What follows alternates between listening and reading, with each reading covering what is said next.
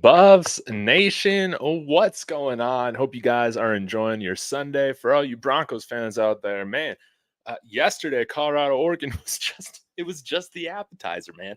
It was just the appetizer. Broncos going down 70-20. Are you serious? But anyways, I went apple picking this morning. A lot of fun. Hopefully, gonna get an apple cobbler going. But I've had some time off, obviously, from hopping on the live streams yesterday. Wanted to get on here again, rocking the Carter Stoutmeyer jersey and talk about the Buffs, man. Like we gotta talk about the Buffs. Now that I kind of was able to sleep on that absolute rout of our team last week or this past weekend, definitely going to share some of my thoughts. So let me know your thoughts in the comments. Be sure to hit that like as we get started. And yeah, I'll kind of start off with a little monologue and then we can get to discussing. But first off, again, want to let me start over.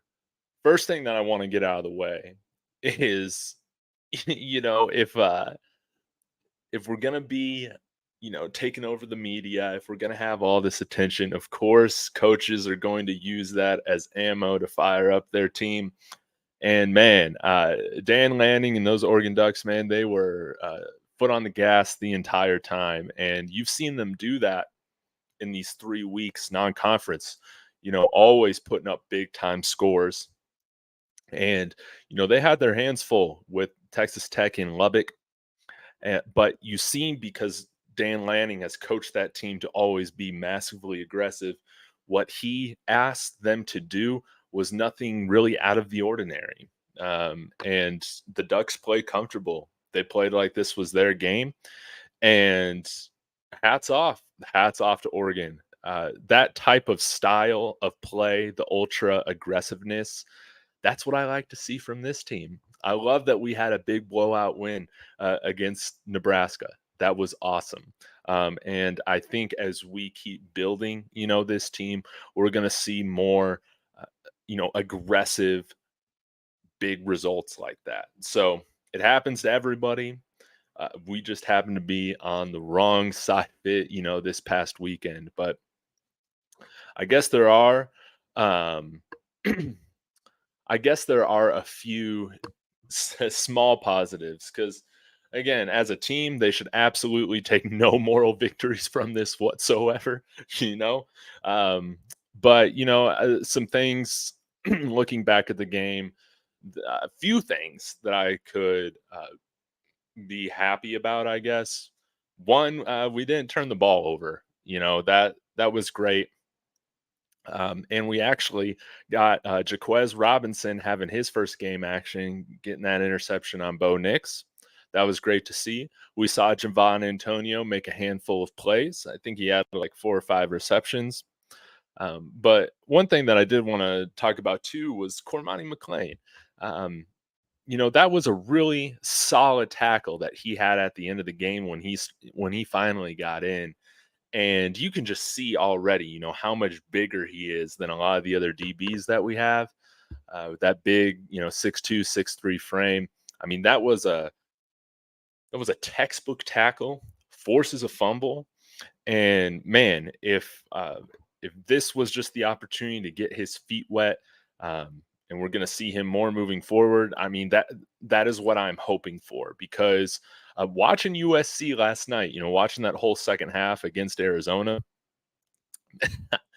I think that this is going to be a ball game, and it was nice to see Cormani get out there, understand like, man, I can really wrap these guys up. Uh, Hopefully that's a confidence booster for him moving forward to approach practice really hard this week, because man, we're going to need him with a big time powered offense going going after our defense, man. That is for sure. But I think one of the other positives that I'm taking from this game is that dang, I mean, you couldn't have done too much worse. Right? I mean, it's got to be up from here. And I think one thing that I'm looking for this team to do, and again, I was hoping that it would be this weekend, but that obviously did not happen going on the road up to Eugene, is for this team to correct some of these self-inflicted mistakes. I think Alpine Garage Sports was pointing out this morning that we've had more penalties each game. That is a trend that needs to reverse desperately. Um, and then in terms of the run game, okay, we're going against the second unit in the fourth quarter, right? It was nice to see Alton McCaskill get out there. Why is it okay for him to play in the fourth and not the first? Doesn't make sense to me. So I'm not going to try and justify it. The run game looked better with him in there. Yes, they're going against the second team D line, but I think he would have made a difference in the first half if we just look to establish a little bit of a run game. I don't think. I mean, looking back, there was minimal effort in that first half to establish a run game.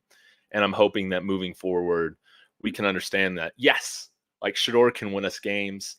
And in the biggest moments, it's great to, be putting the ball in his hands. But we can't just come out the gates putting all the pressure on him to make everything happen. you know, we need to reciprocate, everything that Shador's been doing for us, these first few weeks. We got to do that by taking some of the load off of him, getting a little bit more creative on offense. I think that this last game provides, I hate to use wake up call, but it shows that we can't just run the same stuff all the time and expect the same result every week. We got to get more creative with what we're doing. So, like I brought up with Big Dog, I think there's a lot of great opportunity for McCaskill, Dylan Edwards, two back sets. Depending on the looks you get, you can motion one of those guys out into the slot. I think that would be really, really interesting. We got enough speed to where we could be running some of these jet sweeps. I would like to see more bubble screens as well, but I'm sick of those screens, the ones that just go back into the heart of the defense. Nah. Shador is a strong enough arm that I'm wondering if we could play more of that East and West game, but use, these wide hash marks more to our advantage. Utilizing space, using the far side of the field a little bit more. That would be great. I think also if we're wanting to provide Shador with more time, because again, these wide receivers can get open given time. Having some tight ends back there to block, to help out blocking. I mean, McCaskill should help out a big time in the pass blocking department, but I would like to see us use a little bit more jumbo or larger packages, to help protect Shador, because this USC defense led by Alex Grinch, it's not all that. I mean, you just saw Arizona State with Drew Pine put up 28 points last night, but their front four is definitely better than what we faced at TCU, what we faced against CSU. Not really sure how to compare it to Nebraska, but there's going to be a lot of opportunity for us to cause some trouble for USC, but we just have to come out there and play a little bit more loose, play a little bit more creatively. So I think that this is great in terms of, hey, we we've experienced it, it happened, we can move on. Was I surprised to see the Buffs fall out of the top 25? No, I wasn't. I don't think you can get blown out in that fashion and expect not to slide at least 6 spots. Absolutely. But this provides, of course, some little added motivation. Having USC come in here at home, they're a top 5 team, top 10 team. Maybe they slid because of Arizona State. I can't remember. But I think we're going to play great at home. It's imperative, though, that we got to get off to these fast starts. We have to provide Shador with a little bit of balance. Our lines are better, man. Like, I know they're not the best, but our lines have played better, and they are better than what they showed on Saturday. Our team is better than what we showed on Saturday. I totally believe that. Um, that environment out there in Eugene, man, it was rocking. And again, I think with Oregon's success, along with us shooting ourselves in the foot, once that fake punt happened, I think you saw some people check out. And I think that this is going to be a good bounce back opportunity going up against one of the top teams in the country, one of the top teams in the conference at home. Um, to show improvement on that focus, on that tenacity, because we folded, you know, not wrapping up. It's a lot of the same stuff. So, um, lastly, I'll lead with this or end with this when it comes to the offense. I just wonder what the hell's going on because it would be nice. I think some of y'all are throwing this in here about the RPO.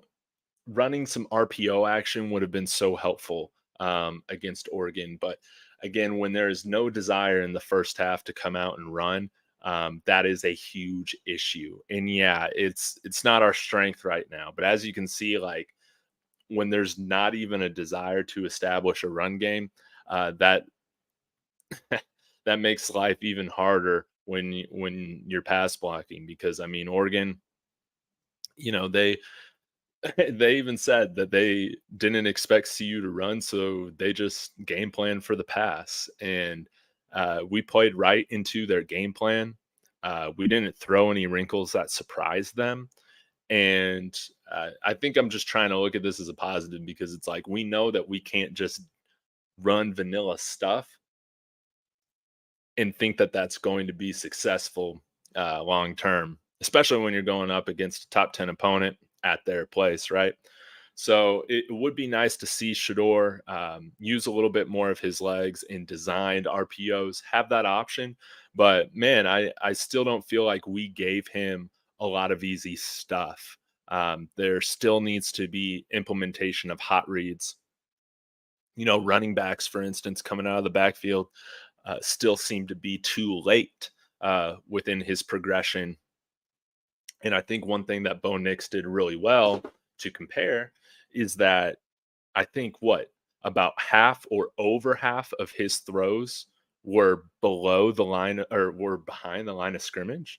Like they did exactly what we expected to see from the CU perspective of how they were going to run things, keep things simple, get the ball out of Bo's hands pretty quickly, and then every now and then, take those shots downfield. But there was no adjustment to that with the Ducks' short passing game. So, yeah, I think this is a big learning experience for our coaching staff, for our players, and yeah, I think that this is a good time for us to reset. So, anyways, I'll get to some of your comments here for a little bit. I appreciate everybody coming in here. And but hey, this is a great week to reset and get right back to it. You know, that's what I'm excited for, and especially again, seeing my Broncos lose by 50 points yesterday was nothing. All right, thanks again for tuning in, everybody. Raising eyebrows, thanks for checking in. Yeah, Dan was well within his right to use that material as pre-fuel game. Yeah, and again, like I just look at a lot of this like like boxing and fight promotion, and you say things to sell the fight, or you say things to get people pumped up. I mean, you even saw, even though like I think it's ridiculous, like who cares what a 100-year-old Lou Holtz has to say? But I guess Ryan Day really took that to heart and used that as a piece to help galvanize his team.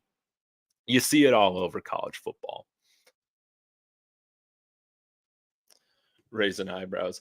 I was watching an Oregon podcast, and a lot of the discussions surrounded how well their defense performed and how a lot of the pressures, hurries, and sacks were a result of really good coverage.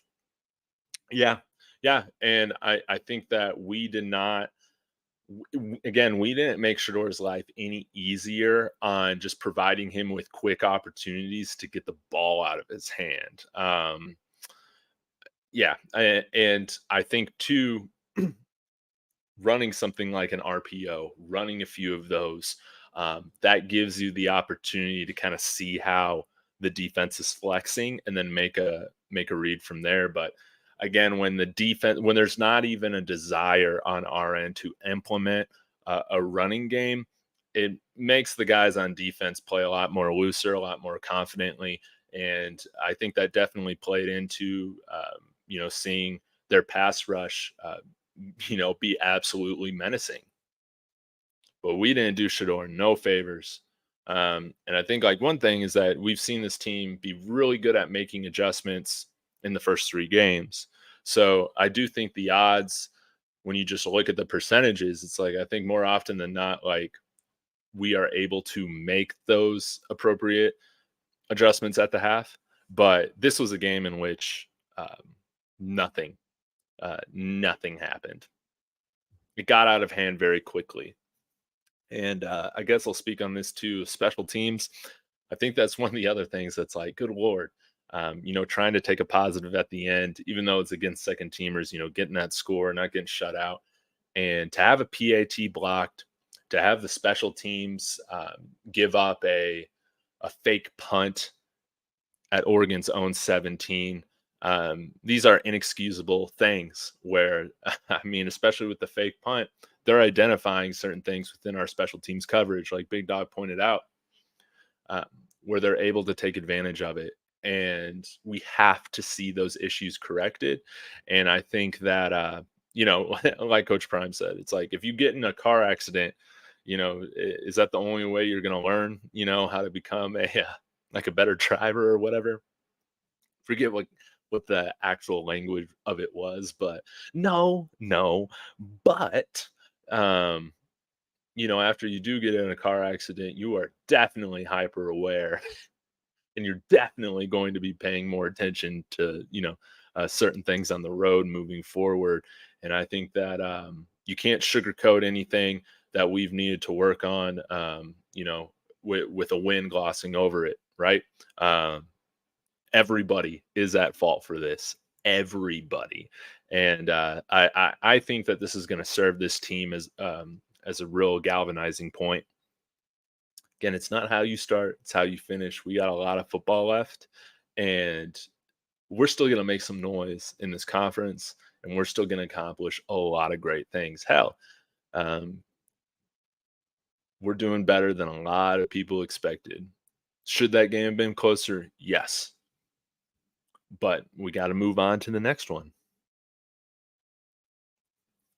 Nicholas Braxton, thanks for checking in. I appreciate you. Let me know your thoughts. Stephen Coffey. I believe Colorado will bounce myself. So many were waiting for Colorado to lose. I give Oregon credit for their great win. Colorado must work their offensive line and defensive line as well. Absolutely.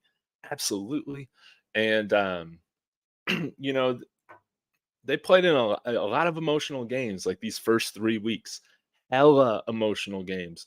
The TCU game wasn't a rivalry, but that game had been built up for 9 months essentially, and it felt like a rivalry game. Obviously, Nebraska was a huge rivalry game. Obviously, with Colorado State, that was a very emotional week as well. I think Ryan, my Oregon Ducks fan friend, he brought up, how, or it was Coach I, that's what it was. He brought up how he's like, because of how emotional these first 3 weeks are, I think that this is an opportunity where the Ducks kind of catch the Buffs in a flat place. And he was right. Again, I think we're a better football team than what we showed on Saturday. And this is just a good opportunity to just put everything behind us and now focus fully on USC. Intellectual Warfare TV says it's a rebuilding year. The next 2 years will tell the story. Absolutely. Absolutely. And again, what we've done, what Coach Prime has done in the last 9 months is nothing short of miraculous. Again, uh, I'm not going to step back from that. It is absolutely miraculous. We've already tripled the wins that we had from last year. People don't understand what we saw, what we saw yesterday. um, it's not even close to some of the worst that we've seen as Bus fans. So um, it's definitely a rebuilding year, but again, this team's floor again is just so much higher than what we've seen, especially in the recent past. And we're going to fill out the trenches, no doubt. I don't think that a loss like this affects recruiting really at all because, I mean, we know that these were the deficiencies. We just saw it exploited a little bit more. It's time. Cracking me up, Marcel. I do need to shave my beard though. Yeah, sleeper. They will bounce back this week. I have all the confidence in the world that they will. This isn't a team that really that I don't see shies away, from things like this. Nicholas Braxton coming in saying Alton needs to start. Yeah, no excuses anymore. We need to see him on the field for the majority of snaps. And then you're also saying that was because they were getting home with force that allowed them to drop seven in coverage. Absolutely. Yeah, their pass rush, again, when there's no threat of the run and no real desire to run, again, we do have a fullback on the team. We have played some different jumbo packages. There's just some different things that we could have done to support the passing game. But when guys are lining up on that line, and know that they can just go after the quarterback 80% of the time, it makes their life even easier. Don Juan coming in here. Cormani had a tackle prior to that as well. You are correct on that. He's that yeah, he took down the guy after the fake punt. He absolutely did. Yeah, saved what might have been a touchdown. And I want to see more of Cormani again, like his size, his length, it already sticks out. Um, I mean, what's interesting about USC is that they don't do a lot of what Oregon does in terms of these east west passes behind the line of scrimmage. Not a ton of that. I mean, every time they were playing against Arizona State, whether it resulted in points or not, I mean, they're like, 5, 6 play drives, man, if that, and they're already down into the red zone. It's really impressive how many big chunks they can get. But I think that kind of plays into the strengths of our defense a little bit better than what Oregon does. Again, like we said going into last week, pretty much all of Oregon's strengths matched up exactly with our weaknesses. And then you saw the result. USC isn't exactly that same case. Coach Prime will be on them this week. I know Shador will hold himself and other people accountable. Yeah, and they handled themselves really well yesterday in the press conference as well. I know a lot of people got an issue with the Shador. Is it like the new, horns down from the other team? Nah, man. I don't know. If you stomp us like that, you got to know that people are going to talk, and that's just the way it is, man. We love to see it from our players when we win, so I don't have an issue with seeing it. But I do think it is funny that they are stealing the celebration trends from us, you know. Um, but yeah, like back to Dan Lanning's comments, it's like, yes, he realizes that Oregon is built on clicks and flash and all that. But again, this is just coach speak to create, an enemy, to rally your team behind a certain cause. You want them to feel slighted or disrespected. Again, whether you feel like it's valid or not, that's what all the greats do. It just helps you get that extra competitive edge. And we do it too.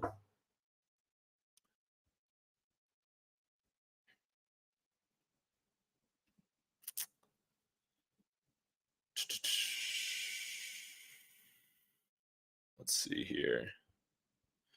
Mike Williams coming in here saying that Dan Lanning is a white supremacist. I don't know. I do think it is very interesting that coaches definitely feel more it's very clear that coaches feel more comfortable going after Coach Prime compared to other college football coaches. I do think I do think skin color does have influence on that with some people as well. Again, because we are seeing a charismatic, outgoing, uh, uh, Hall of Fame black player now like really make some noises in the coaching game, which has been dominated, by white coaches in NCAA. And I do think that whether it's conscious or unconscious, there are coaches, there are whether I'm trying to think, I all the coaches that have said something negatively about Colorado or Coach Prime, they've all been white from what I remember, and I just think that's an interesting trend that they would feel more comfortable criticizing or speaking out loud about Coach Prime rather than anybody else. You never see anybody speak about Hugh Freeze the way that people speak about Coach Prime. You just don't. Notice how all these college coaches have been super quiet about Urban Meyer, and I know Urban Meyer's hung out with this program. He knows football, but I'm not a fan of Urban Meyer. But it seems like everybody's just forgotten.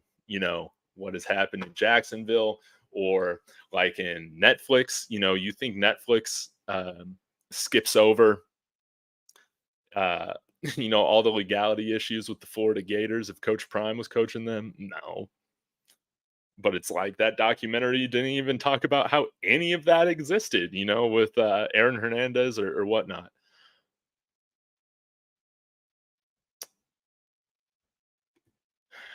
Ted Byers, anybody reviewing tape bench Jimmy Horn, 2 games, drop balls, put perfectly in his hands, unreliable, momentum killer chokes. I mean, judging by yesterday's game, everybody should be benched. So no, Jimmy's a great receiver. He will get better.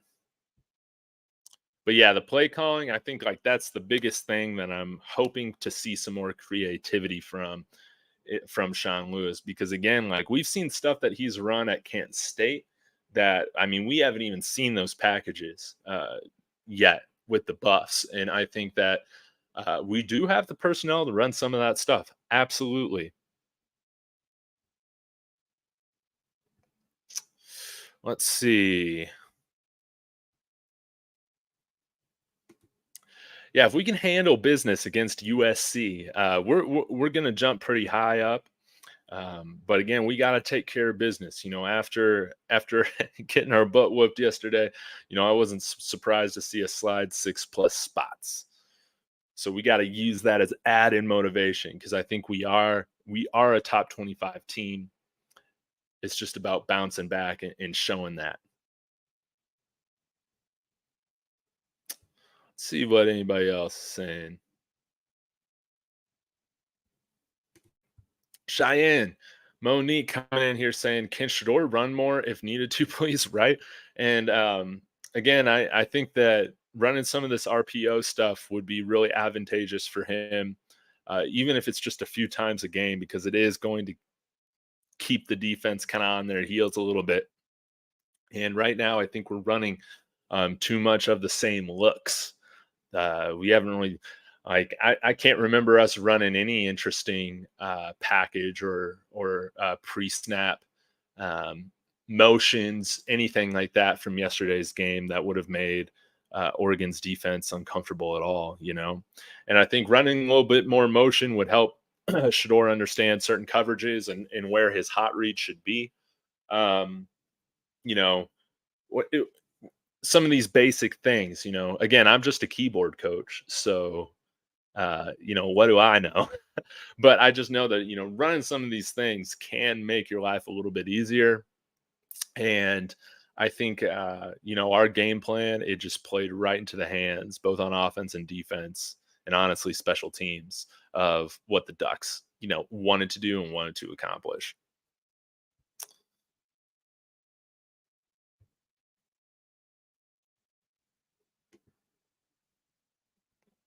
But Nicholas, as you bring it up, yeah, we can't run Shador too much. If he gets hurt, the season is over.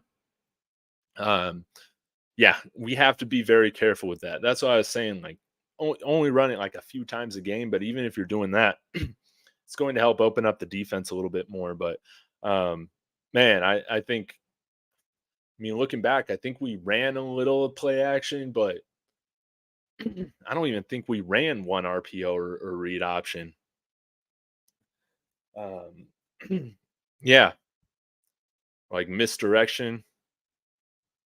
But yeah, I love tempo too, but it doesn't mean anything if you're not getting first downs. And we had a handful of 3 and outs or like 6 and outs yesterday.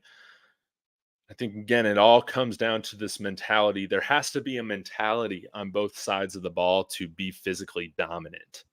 Um, you know, we have to, whether we're good at it or not, we have to focus on establishing some level of a run game, or else, I mean, this thing's going to go off the rails. It does really help that we got McCaskill back, though.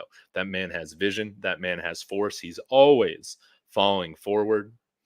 And yeah, but we got to get more physical on offense and on defense. I mean, how many tackles did we have near the line of scrimmage yesterday that Oregon broke and then moved on, to have it become a second and short or another first down?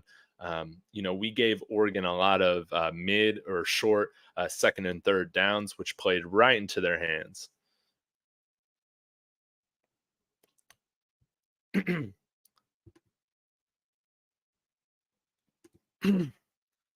They need to keep the main thing, go to work and do the job, fight and don't fold. I believe, yes, every day and twice on Saturday and Sunday. Yes, I I believe too. Right now, um, I am 4 for 4 with my picks, my preseason picks. Obviously, I wanted yesterday's game to be a lot closer, but this team is going to respond from losses. I don't Coach Prime's teams. They don't go off the rails. If they have something go wrong, they get there and they end up correcting it. And I think this team is going to be up for the challenge against USC.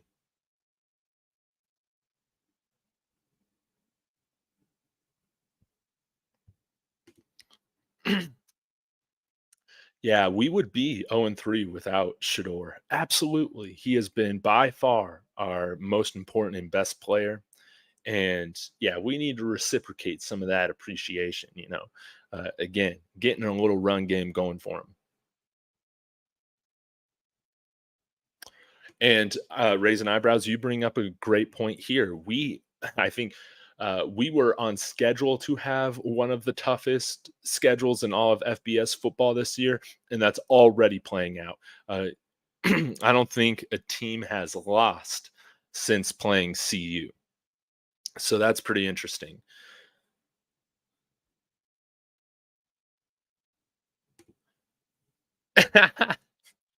I know, man. The Lou Holtz bit was so good. The whole thing, man. It was. I feel so bad for Notre Dame fans. One of my good friends is a Notre Dame fan, and then I have a good friend that reports in the Ohio State beat. So we were all in a group chat. Yeah. Oh man, I just could not believe it. But yeah, like it was kind of weird to see Ryan Day like do all that. But again, man, this is coaches in the 21st century, man. They're gonna get fired up. They're gonna talk their mess when they win. And um, yeah, to be honest, man, I saw some of those tweets last night. It's like I didn't even realize Lou Holtz was still alive. Yeah, I thought he was dead too. But guess he's still making noise. Yes, Nicholas, you're right. Like we need to run more play action. And man, if you watch that Arizona State game yesterday against USC, there's going to be opportunity to establish the run for sure. And we just can't get so narrow minded with how to win games. It's been nice to see us win these 3 games in different fashions, but I want to see some different variety on the offensive side. Again, Shador's been great when running him off play action when we've had a little bit of a running game. Again, We haven't run the ball very well in any of our games, but we had enough of a run game against TCU and Nebraska to run that play action. I mean, a lot less against Nebraska, but still, Shador was 50% and above off of play action both of those games. And there just wasn't. I think we let the score get a little too ahead of us because again, we're worried if our defense won't get stops, but um I mean, just nothing ideal happened, in that first half, especially. And I think we just got away from ourselves. We need to have some sort of emphasis on the run moving forward. And that's when Shador broke the school records.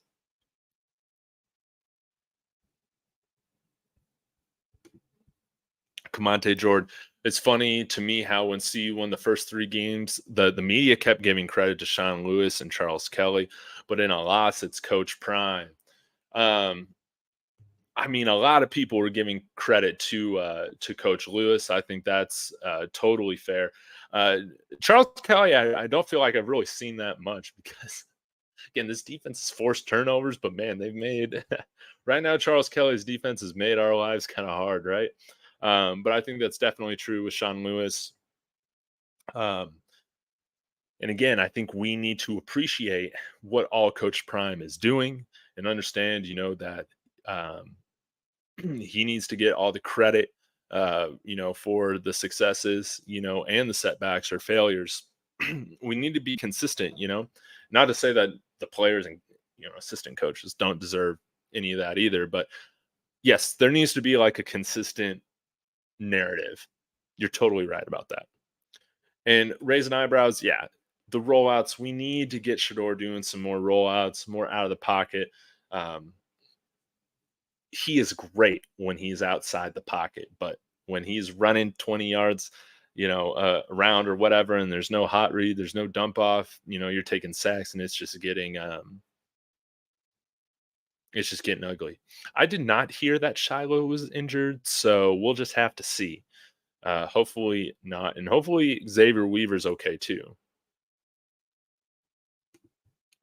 David Arnold, Edwards is a liability in blocking. Yeah, he's 170 pounds. Like, again, our coaching staff was just doing no favors, for Shador in this offense, constantly having Hankerson and Dylan Edwards pick up edge guys, inside linebackers, and McCaskill, just like we looked at in our film review of him on Friday. He's almost 50 pounds heavier than these guys. He is so much more of a sure blocker and pass protection. He doesn't have to cut the guy at the legs like some of our smaller running backs have to do. We weren't setting them up for success. And again, like, I just want to see it corrected because I know we're not going to get like a real answer. I don't understand if McCaskill was healthy enough to play in the fourth. Why was he not playing in the first half? What the heck? All right, going to go for a few more minutes, y'all. Special teams suck. Yeah, man. I've never seen so many blocked field goals and special teams mishaps in my life. And the Broncos have had some terrible special teams. But I don't even think our Buffs team last year had a PAT blocked. Correct me if I'm wrong on that, Buffs fans. Oh man, I hope Shiloh's okay. I hope it's not too serious, but that would suck if he's not playing next week. 42-6, that's ridiculous. Yeah, it shows you just how much dominated we got yesterday with winning the turnover battle. We won the turnover battle 1-0 and still lost by 36.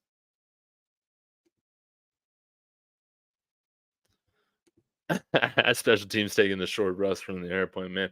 Yeah, there's enough talent here to block for a field goal. Yes, you have to blame the players because of, they're the ones letting these guys get through, but it makes you wonder, is this just being coached in like a different way? Like there needs to be a correction. And again, like all this stuff, needs to come down to Sean Lewis. Again, I've given him credit. I was like, man, he has really put players in position to succeed. He has shifted his offensive, methodology, philosophy, his playbook to benefit and cater to the skills that he has right now. We didn't see any catering yesterday or any. It just looked like he was trying to plug a bunch of square pegs into round holes with the offense that he was calling. Why are you not having smoke back there to pass protect if Oregon already knows that it's going to be a pass 80% of the time? You know? All right, guys.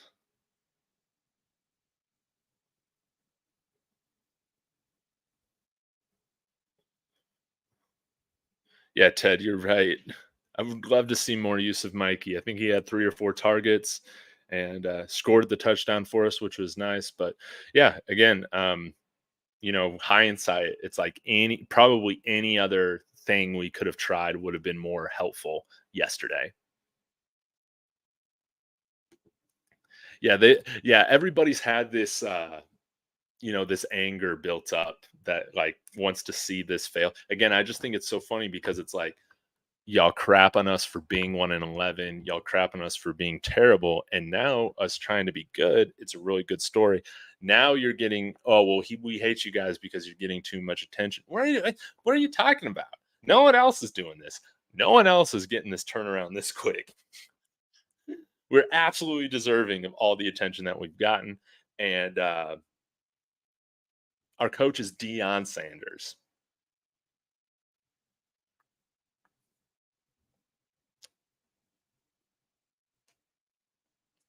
Scorpio Vibes, thank you for being honest and open. I appreciate that. I always try and give you my honest takes with things, and I always appreciate having this discussion with y'all. Again, I learn a lot from y'all, so I really appreciate having this discussion.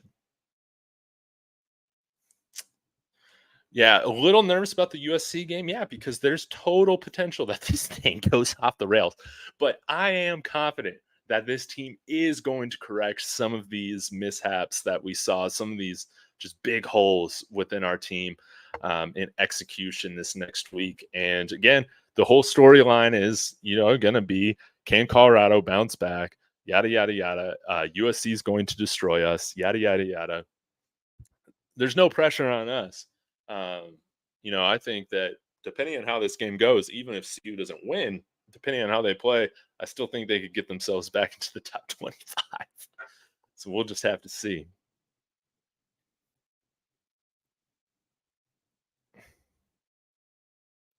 But at the end of the day, Smuggles, you're right. Rankings don't matter. What matters is, I guess, the rankings at the end of the year. Those are really the only ones that matter. And we're going to be a top 25 team. I've been confident about that, since I started this channel.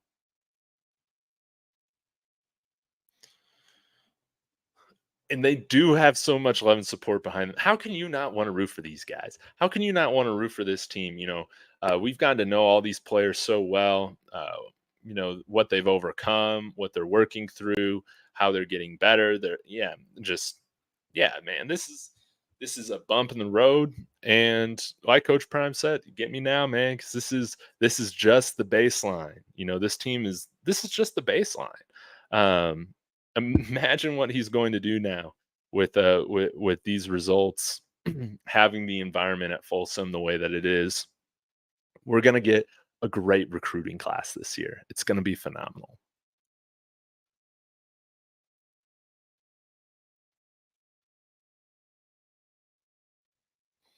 All right, guys. Well, thank you so much for tuning in.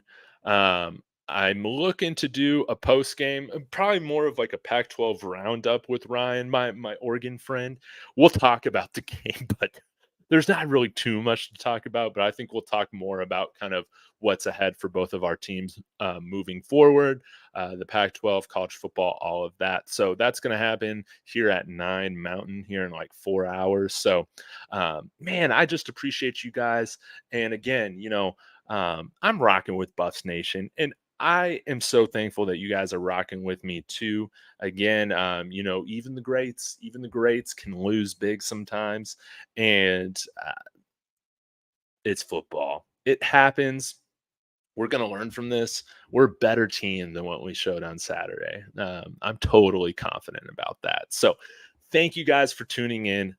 Let's keep supporting these guys. It's only uphill from here. And prayers out for Shiloh. Ooh, that does not sound good. You got to be kidding me. Prayers out for Shiloh. Okay, guys, hit that like on the way out. Appreciate you as always. I'll see you later, and Sco Buffs.